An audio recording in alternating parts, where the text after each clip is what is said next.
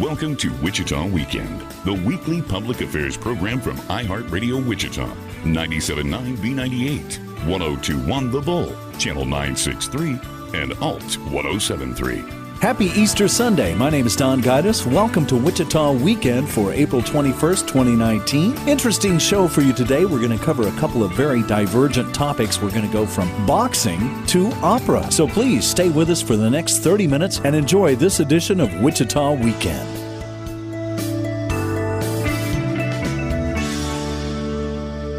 It's our pleasure to have Robin Davis in the studio with us this morning. Robin is the foundation coordinator for KO for Kids for Wesley Children's Foundation. And KO for Kids is coming up Saturday, May 4th. Robin, is this your first boxing event? This is actually our second boxing event. It's the second year of the event. Okay. Yes, and I'm super excited for it. I actually box at Title throughout the year, and Corey Boxberger, the owner of Title Boxing West, is just fabulous to work with, and he is so excited for the event as well. So you box? I do. Is that your workout? Is that your fitness plan? Or? Yes. I like to eat a lot of food, and then I like to go punch the heavy bags to, get rid of all that food. And then when you get home after punching the bags, you have no fight left in you. You're completely mellow and relaxed. And yes, exactly. All is well. Huh? Yes. Never hit a person, but I'll hit a bag all day. All right. And speaking of hitting bags, that's kind of what KO for Kids is about. Why don't you give us a thumbnail sketch of the event? All right, so we have two different parts of the event. We have outside of the gym from noon to 6, we have a free community block party. At that block party, we're going to have inflatables and guest gyms from around Wichita are coming out to do a workout every hour. And we'll have cornhole tournament going on. Chicken and Pickle is going to set up a mobile pickleball court. Fun. So for all those chicken and pickle lovers, they're going to be out. And then just yard games, pretty much anything you can think of, we're probably going to have it out there for you guys to do. And then inside of the Title Gym, we will be having a 12-hour relay style boxathon. So from noon to midnight, we're inviting people to come out and register and basically just hit on a heavy bag. You can hit for an hour. You can come out and attempt to hit for 12 hours, whatever you want to do. But every hour, it's called a power hour. And we'll have a different trainer doing the workout, leading you, telling you exactly what to do. And we'll have different themes. So we'll have like a country hour, a boy band hour. And so that's what kind of music we'll be playing. And then what's really exciting is our first hour from noon to 1 is actually called Warrior Hour. So the kids that we support throughout our foundation, we've invited them to come, and they're going to be punching on the bags as well. So it's going to be just a whole huge fun event for all ages. So we really want it to be family friendly, and so that's what we've done. All right. Now that is Saturday, May 4th at Title Boxing West, which is at, it's on North Mays Road, correct? Yes. 737 North Mays Road, just north of Central. Mm-hmm. Bunch of fun. Come out for the block party. Come out and box. You talk about the Warrior Hour there. Let's talk about Wyatt a little bit. I was reading through some of your material. Wyatt is a warrior, is he not? Yes, he absolutely is. And Warrior Hour was kind of created because of him. Wyatt is fighting a disease called scleroderma, which is basically it turns your insides into stone. So that's essentially what happens. Everything hardens. And so he takes 15 pills a day just to fight that and other diagnoses that he has. And so he actually has his own foundation, him and his mom, called the Wyatt the Warrior Foundation. And so he has teamed up with us, and he is our honor child this year. And I actually had the opportunity to hang out with him just recently. And he's just an amazing kid. He plays baseball. He still goes to school, and his mission is just to give back. So he just did a sock drive for all the gripper socks that the kids have to wear when they're in the hospital. They just raised 4,000 of them that they just donated. And he's just incredible. He doesn't let anything get him down. And what's awesome with him is he actually boxes as well, and that's part of his workout, and he absolutely loves it when he's feeling up to it. So Wyatt will be there slugging away at the bag. Yes, he is crazy. He has a baseball game that morning, and then he'll be coming to join us that afternoon. So he is How old awesome. is Wyatt? He is 12. He's in 6th grade. I hope I get a chance to meet him. Oh, you'll love him. And good luck. He has a twin brother as well. So Wide and Weston, they'll be out there.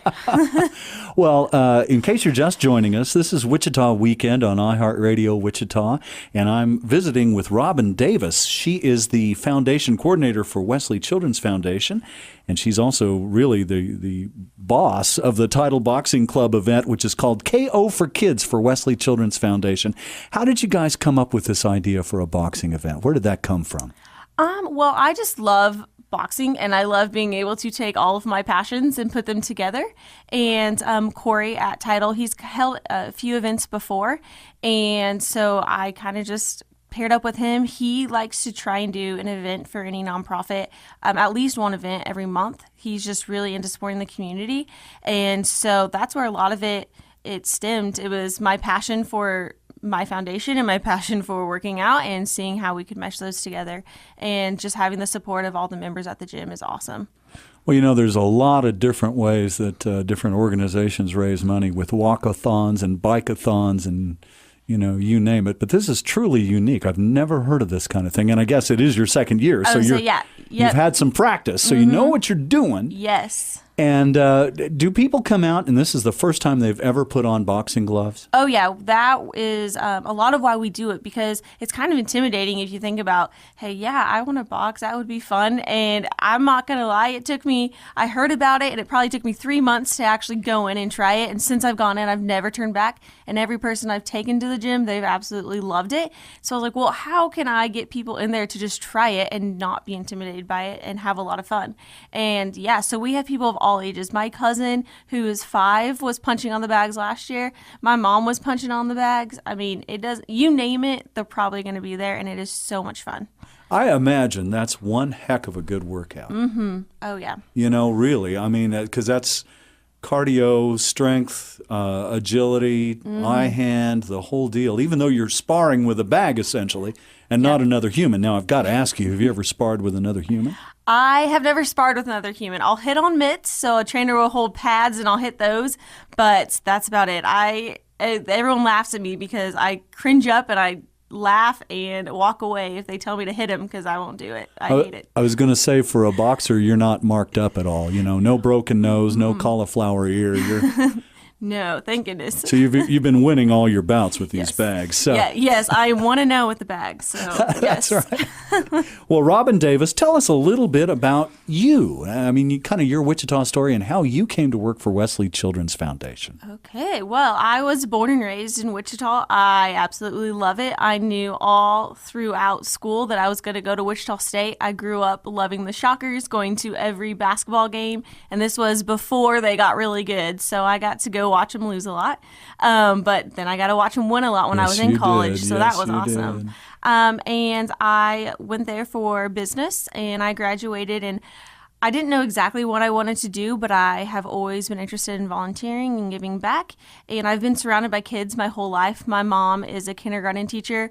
My twin sister is now a kindergarten teacher, and my little sister is now a 4th grade teacher, and I knew I didn't want to teach, but I knew I wanted to do something to help kids, and so this was the perfect fit, and I absolutely love it. I get up every day and just feel so blessed and happy that I get to go do what I do. Thank you. That's wonderful. We're glad you're there doing the good work you're doing.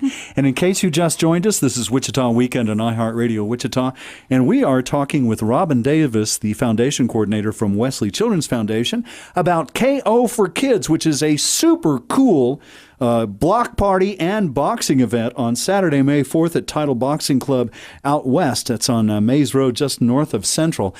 If someone's listening to us this morning, Robin, and they think, man, that sounds like a lot of fun, how do I get involved? Where do we send them? Well, you can either just drop by Title Boxing. They have all the information, and that again is on North Mays Road.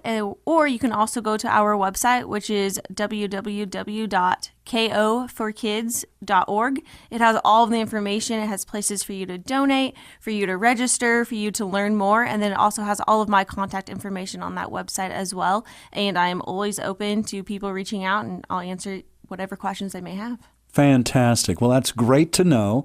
And we also should point out there's still time. If you want to get in and get that good feeling that comes from sponsoring a great event like this, you can still do that as well. Yes, absolutely. We are always looking for sponsors, and we are always looking for people to get involved. So if you have a talent and some cool event that you think would be an awesome thing to have at the event, let us know. It's a block party. We have a huge block to fill, so we're always looking for fun things to do, and we love partnering with people in the community. Oh, well, we'd love to see you, and we'll that's not too far from my house, so I'll try to wander on down there and see what you guys are doing on Saturday, May 4th. Yep, we'll get you on the bag. I bet you will.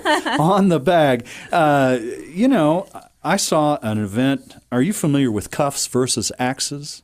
I have heard of the event. That's the police and fire guys that fight each other. I was privileged, and I had the honor of doing some ring announcements for that back in November. And they're actually hitting each other. And, and that is real boxing. Now, they have all the protective gear and every other thing, and nobody's out for blood or anything like that. But that's real serious boxing.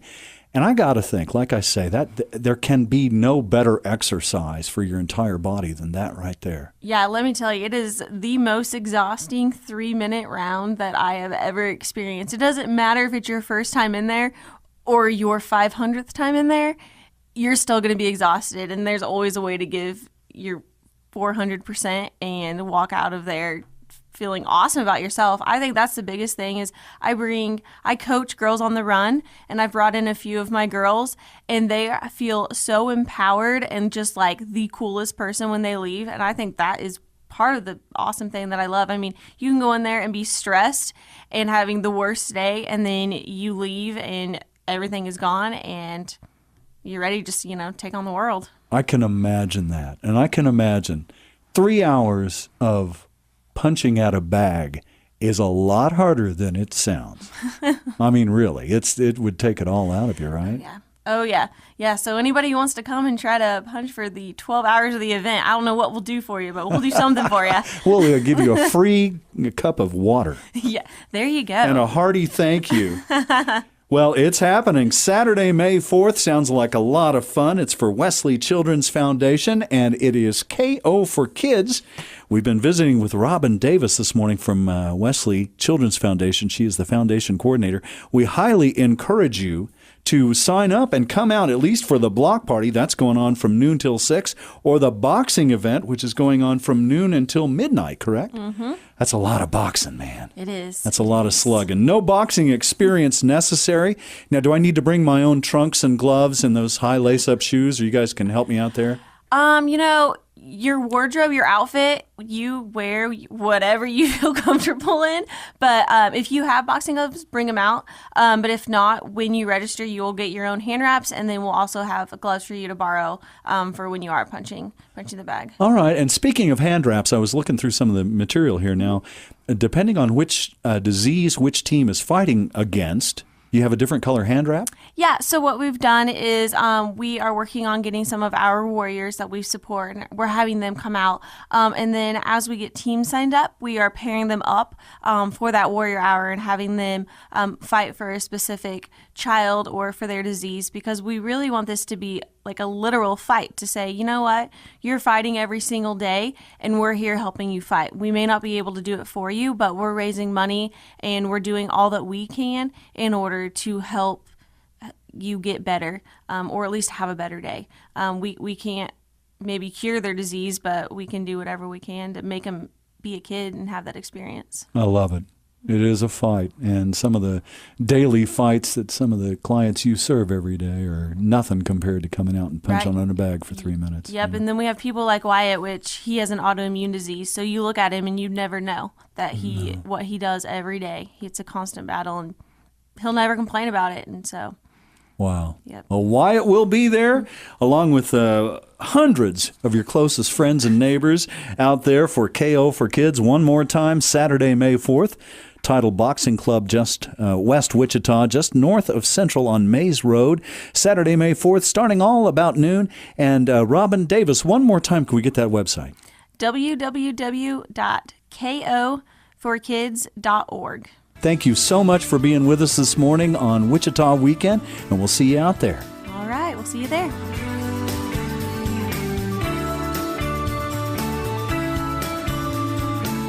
And next on Wichita Weekend, it is our pleasure and a great honor to have two excellent opera singers in the studio with us, Sarah Heltzel and Michael Nansel. They are going to be appearing as Carmen and as Escamillo. Close, Escamillo. Escamillo in Bizet's Carmen for Wichita Grand Opera, which is coming up Saturday, April 27th, Century 2 Concert Hall. Thank you both for coming in. Thank you so much for having us. It's a pleasure to be here. Opera. Sarah, how is this a career choice for you? Tell me your story. I grew up with music and the arts and theater, and in college I sort of studied all of them, and I thought opera is the place where they all intersect. I get to study languages, I get to study dance and theater and singing and music theory and history and all of those things, and to get to use those in my everyday life it's a joy. It's a difficult career that involves a lot of travel and time away from your family, but it is also incredibly rewarding.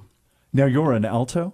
I'm a mezzo-soprano, which is sort of like an alto. And in choir, I certainly sing alto. But a mezzo has a similar range to a soprano, but a darker color usually is what differentiates. Interesting. So you're in a part of a touring company then, or how does it work for you as an artist? In the United States, it's a completely freelance position unless you belong to one of the choruses of the big companies like Chicago or New York Metropolitan Opera. But otherwise, we just travel to where the work is. So you get the phone call and they say, "Hey, we need a Carmen in Wichita." Who's exactly. Open, right? It's a lot of auditioning and a lot of rejection your entire career, and then you start to get jobs, both from connections that you've made from singing, or from a good audition and someone just says, "Oh, you are who we need." Silly question here. Do you have like a demo, or how does that work? Do they bring you in to audition live, or when you Mostly get the we job? have live auditions. Okay. Many companies will come to New York City to audition, and that's where I am based. That's the place to be, I guess, if you're going to be singing opera. Be in New York and be ready, and you have an agent. And I do. I have an all agent. those good things. And I've been living in New York since I went to school there. All right. But you know, when you're an opera singer, you are traveling, and when you live somewhere, you're not always there. Yeah, right, exactly. Michael, let's get a little bit of your story, if we could, please, sir. Your opera story. Well, my story kind of was a tangent from most people. I actually started off life, believe it or not, as a registered nurse. I went to Fort Hays State University out in western Kansas. Yay! And graduated from there and worked at Via Christi St. Francis for 10 years. And just before my wife graduated from Wichita State with a degree in psychology, I started dipping my feet into the community theater and professional theater scene in Wichita. And then she moved us to Washington, D.C., and shortly thereafter I decided, I'd like to see about this opera thing. And so I started taking some real serious voice lessons, and my voice got much bigger, and as I aged, my voice matured. And about 12 years ago, I flew back home to Wichita, Kansas, and auditioned for music for Wichita Grand Opera, and got hired that year. And this is going to be my 21st production Wow. with Wichita Grand Opera. Congratulations. So my journey to here was a direct audition here for the impresario of the company, and they keep asking me back every year, and every year I keep coming back. Must be doing something right, huh? I hope so. Well, that is fascinating. So we're in Carmen, and I told you before we started rolling tape on this particular show that I know nothing about opera. I know very little about Carmen. And Michael, you made the comment you probably know more than you think you know. Actually, it's probably true. Like, for instance, the song that I sing in the show is almost immediately. We didn't prep this, so you hadn't heard. But I bet you can recognize this song. Toreador,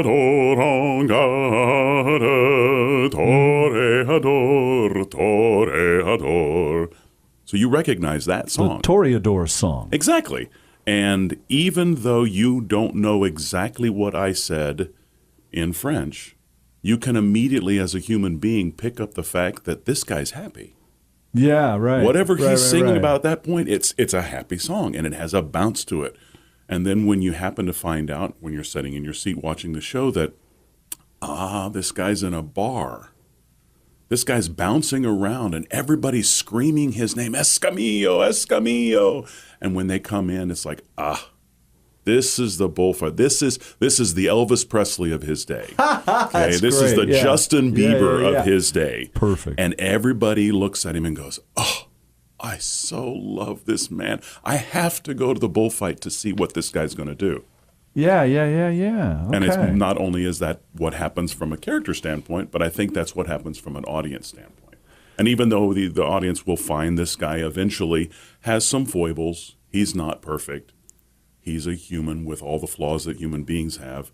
You kind of go, yeah, but I get him, and I can see how I would want to maybe be him. Yeah, Sarah, please. But if you're feeling nervous about coming to the opera because you think you won't understand it when it's all in French, do know that we have super titles, so you can read in English what is being sung on stage, which is a really wonderful recent addition to opera, in the last, 20, 25 years, so that you have no disconnect between what's going on stage. Yes, you can absolutely sense, even if you closed your eyes, you could really have an idea of what was going on stage, but you really can know specifically too. You can get the jokes, you can, see the really important interactions between the characters, and I think that's a really accessible way to enter the opera world. Now, is that a visual super on the screen somehow, or what? There will be a sort of a titles screen above the stage. Right. When you're watching a foreign film and the text is at the bottom, they call those subtitles. In other words, they're below the action. They're below the action. In opera, we hang them above the stage, and so they're called super. They're above the stage titles. Never knew that, and that really allays a bunch of my fears about going and sitting there and going, I don't know what's going on. I don't know that. That's wonderful, and never knew that, and I'm sure our audience didn't know that either. And it's when you said French earlier, Michael, I'm thinking, God, I thought most opera was in Italian. The art form itself really kind of came out of Italy. But what happens is that the major patrons of opera in Europe were royalty. Okay. The kings and queens and all wanted to have their own thing. And the King of France really loved opera, but he said, I don't want to hear it in anything other than French. And so he started the Opera Comique in Paris and started hiring composers who many of them had written Italian opera to write in the language that was going to be accessible to the people. And then that style of French opera is perfectly characterized by Bizet's Carmen. And then now we have a lot of English opera being written as well. American opera is alive and well and constantly being written. And I have to say, I sing a lot of American opera, and that's a wonderful way to enter the opera world as well. People are writing based on books that you've read and loved or stories that are really pertinent to our time. This is a great age for opera. Tickets are available at the Wichita Grand Opera box office, or you can get them online at wichitagrandopera.org, or you can call the box office at 262-8054. And we had to get that part out of the way because if I didn't say it now, I might have forgotten for later. So I thought I'd bring it up. Excellently done. Thank you. Now, could we, for those who don't know Carmen at all, can we do a thumbnail sketch of the plot synopsis and, how much good stuff is in there that people are going to want to really check out? Certainly. Carmen is a gypsy woman who works in a cigarette factory in Seville, and there is a young officer in the regiment there who she connects with, and he becomes obsessed with her. But Carmen is a gypsy. The thing that she values more than anything else is freedom, liberty. She does not want to be held down. So she really starts to rebel against this guy who wants to control her. Along the way, Micaela, a girl from Basque country, comes and tries to get José, the officer, to come home with her because his mother is ill. And Carmen meets the bullfighter Escamillo, and she's very attracted to his sort of free spirit. He doesn't want to hold her down. And so she and José break up. And José goes back with Micaela to see his mother, but he comes back for Carmen. And he does not want Carmen to have anyone else if he can't have her. And I'll leave the ending open so that everyone will come and see it. The plot thickens. That's beautiful. Thank you. That's an excellent synopsis. And, One more reason to get excited about Carmen. It's coming up Saturday after we're listening to this. We're listening to this broadcast on Sunday, April 21st, and Carmen will be Saturday night, April 27th at Century 2 Concert Hall. In my mind, Carmen is, I consider, when somebody asks me, and they ask me all the time, I've never seen opera, what's the first opera I should see? That's it. And I almost always say, not Carmen, I almost always say The Barber of Seville. Because everything's happy, everything's funny, it's full of characters that everybody enjoys and loves. And I say, but if you want to dive a little bit deeper into opera, then I recommend one of two operas, either Puccini's La Bohème or Bizet's Carmen. And if I had to pick, I would pick Carmen. All right. There's a lot of truth in this story, and I think that everyone will recognize themselves somewhere in this story, which is something that I love about opera, is that while it seems like, oh, it's larger than life, people are singing about everything that might seem ridiculous, once you allow yourself to enter into it, you realize, oh, we all have these big feelings, and it's very cathartic to see them played out on stage, and especially using the unamplified voice. We don't use microphones, but we've trained our voices to fill a 2,100-seat theater. And to feel the vibrations of someone's unamplified voice is a very emotional experience. I think people who have not yet experienced opera, if they can just come and enjoy it, they will find that they are a convert. It's a pretty incredible experience. And for all the men who are out there, we're just going to talk to each other for just a second, okay? I can guarantee you, if you take your lady, your partner, out to the opera, you will be thanked. I'm going to keep that in mind, Michael. It's just one more good reason to give the Wichita Grand Opera box office a call. Perhaps right now, well, it might not be open at this hour of the morning, but definitely get your tickets for this coming Saturday's performance of Carmen by Wichita Grand Opera. Again, it's Saturday, April 27th, 7 o'clock, Century 2 Concert Hall. Michael Nansel and Sarah Heltzel have been in the studio with me this morning discussing a performance that I really want to check out now that I've gotten a few minutes to talk with you guys. I would love to know about the next show that's coming up for Wichita Grand Opera. We were talking a little earlier about now there's opera in English that's coming up. Tell me about Noah's Flood that's coming up. Well, Noah's Flood was written by an English composer by the name of Benjamin Britten, and it is exactly the story that you think it is. It is a child's interpretation, or it's not a children's opera per se, but it comes from the perspective of a child of what is this story about Noah's Flood. And you will see the animals portrayed by a group of children. You will hear a multifaceted orchestra in which the orchestra is a combination of professionals, semi-professionals, and children players. You will get to hear and see the sounds of the flood happening, and the entire production itself is sung in English. It is sung in Old English, but it's completely understandable. But you're going to hear a few words that go, what was that word? And we hopefully will have those answers in the program about what those words were. It is very accessible. It's accessible for everyone of all ages.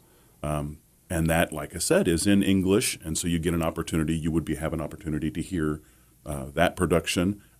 More details to follow in the latter part of May. Well, watch the website, wichitagrandopera.org, and definitely go there to buy your tickets for Carmen. This performance coming up Saturday, April 27th, 7 o'clock, Century 2 Concert Hall. Sarah Heltzel and Michael Nansel. Wow, what a thrill for me to have you guys in the studio today. Thanks for coming by to visit with us. Thanks for having us. It was awesome. Thank you. Thank you. Thank you for listening to Wichita Weekend, a service of iHeartRadio stations 102.1 The Bull, Channel 963, Alt 107.3, and 97.9 B98. Listen every Sunday for Wichita Weekend.